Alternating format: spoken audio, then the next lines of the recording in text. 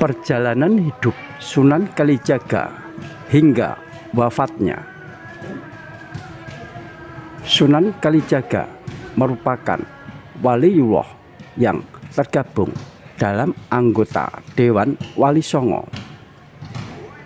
Beliau dikenal sebagai wali yang berperan penting dalam penyebaran agama Islam di Pulau Jawa. Selain menjadi ulama, beliau juga menjadi penasehat keraton, seniman, dan arsitek yang ulung. Beliau sangat toleran pada budaya lokal. Beliau berpendapat bahwa masyarakat akan menjauh jika diserang pendiriannya, maka mereka harus didekati secara bertahap, mengikuti sambil mempengaruhi. Sunan Kalijaga berkeyakinan jika Islam sudah dipahami, dengan sendirinya kebiasaan lama hilang. Oleh karena itulah beliau menggunakan kesenian dan kebudayaan sebagai sarana untuk berdakwah. Metode dakwah tersebut sangat efektif. Sebagian besar adipati di Jawa memeluk agama Islam melalui Sunan Kalijaga. Di antaranya adalah Adipati Pandanaran, Kartasura, Kebumen, Banyumas, serta Pajang. Makam beliau berada di Kadilangu, Kabupaten Demak. Masa hidup Sunan Kalijaga diperkirakan mencapai lebih dari 100 tahun. Dengan demikian, beliau mengalami masa akhir kekuasaan Majapahit yang berakhir pada tahun 1478. Kesultanan Demak, Kesultanan Cirebon, dan Banten, bahkan juga Kerajaan Pajang yang lahir pada tahun 1546, serta awal kehadiran Kerajaan Mataram di bawah pimpinan Panembahan Senopati. Sunan Kalijaga merupakan anggota Dewan Wali Songo yang masih keturunan Rakryan Mantri Arya Wiraraja Maka Pramuka sesuai penetapan pejabat Majapahit, surat keputusan raja di Prasasti Kudadu halaman 11 nomor 7, hari Sabtu Legi berada pada tahun 1216 Saka atau 1294 Masehi.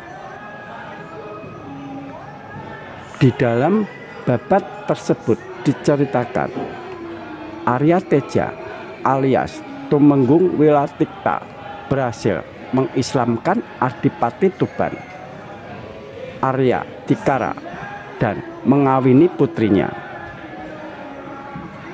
Dari perkawinan tersebut, Arya Teja kemudian memiliki putra bernama Arya Wilatikta.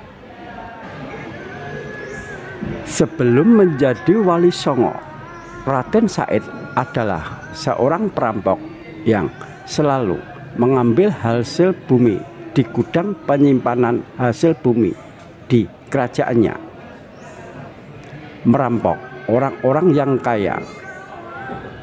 Hasil curiannya dan rampokannya itu akan beliau bagikan kepada orang-orang yang miskin. Suatu hari, saat Raden Said berada di hutan, beliau melihat seorang kakek tua yang bertongkat. Orang tua itu adalah Sunan Bonang. Karena tongkat itu jika dilihat seperti tongkat emas, maka beliau merampas tongkat itu. Hasil rampokan itu akan ia bagikan kepada orang miskin. Tetapi Sang Sunan Bonang tidak membenarkan cara itu. Beliau menasihati Raden Said bahwa Allah Subhanahu wa Ta'ala tidak akan menerima amal yang buruk. Lalu Sunan Bonang menunjukkan pohon aren emas dan mengatakan, bila Raden Said ingin mendapatkan harta tanpa berusaha, maka ambillah buah aren emas yang ditunjuk oleh Sunan Bonang. Karena itu Raden Said ingin menjadi murid Sunan Bonang. Raden Said lalu menyusul Sunan Bonang ke sungai. Raden Said berkata bahwa ingin menjadi muridnya. Sunan Bonang lalu menyuruh Raden Said untuk bersemedi sambil menjaga tongkatnya yang ditancapkan di tepi sungai. Raden Said tidak boleh beranjak dari tempat tersebut sebelum Sunan Bonang datang. Raden Said lalu melaksanakan perintah tersebut. Karena itu, beliau menjadi tertidur dalam waktu lama. Karena lamanya beliau tertidur tanpa disadari, akar dan rerumputan telah menutupi dirinya. 3 tahun kemudian, Sunan Bonang datang dan membangunkan Raden Said.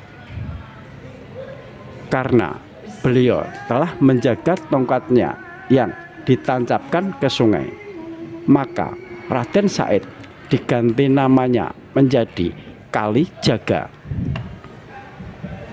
Kalijaga lalu diberi pakaian baru dan diberi pelajaran agama oleh Sunan Bonang. Kalijaga lalu melanjutkan dakwahnya dan dikenal sebagai Sunan Kalijaga.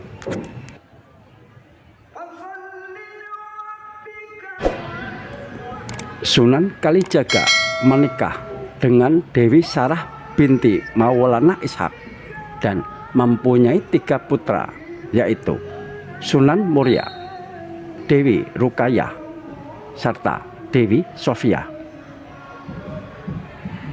Sunan Kalijaga juga memiliki istri bernama Dewi Sarokah yang merupakan putri Sunan Gunung Jati dan memperoleh 5 keturunan, yaitu Kanjeng Ratu Pembayun yang menjadi istri Sultan Trenggono, Nyai Ageng Panenggak yang kemudian kawin dengan Kiai Ageng Pakar.